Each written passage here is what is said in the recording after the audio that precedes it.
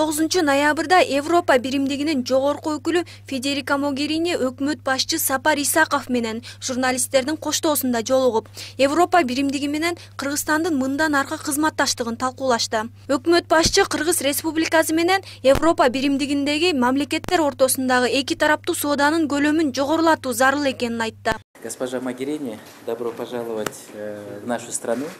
Мы очень рады, что вы приехали к нам. Для Кыргызстана это большая честь, что...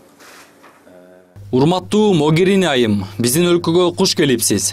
Сиздин Кыргызстанга келгениңиз биз үчүн чоң сыймык. Сизде инсандардын биздин өлкөгө келгени, демек Европа биримдиги Кыргызстанда болуп жаткан демократия реформаларын колдойт деп билебиз.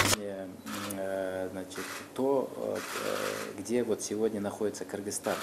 Потому что мы сегодня являемся таким островком демократии в регионе.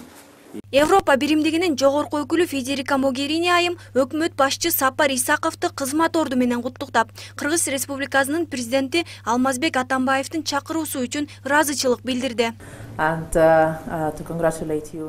Бизди жылуу кабыл алганыңыз үчүн сизге рахмат айтам.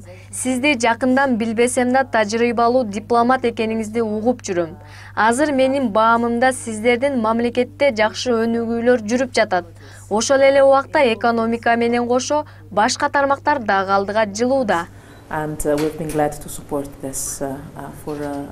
Бүгүн Азаттык сайты билдиргендей, сөз эркиндигин коргоо комитети бейөкмөт уюму Европа биримдигинин жогорку комиссары Федерика Могерини менен жолугушуу үчүн расмий кайрылган эмес. Аталган уюмдун өкүлү жолугушуу боюнча кеч байланышканы белгиленген деп жазылат маалыматта. Татына Субанова, Азамат Жумаделов, Next TV күнү темасы үчүн.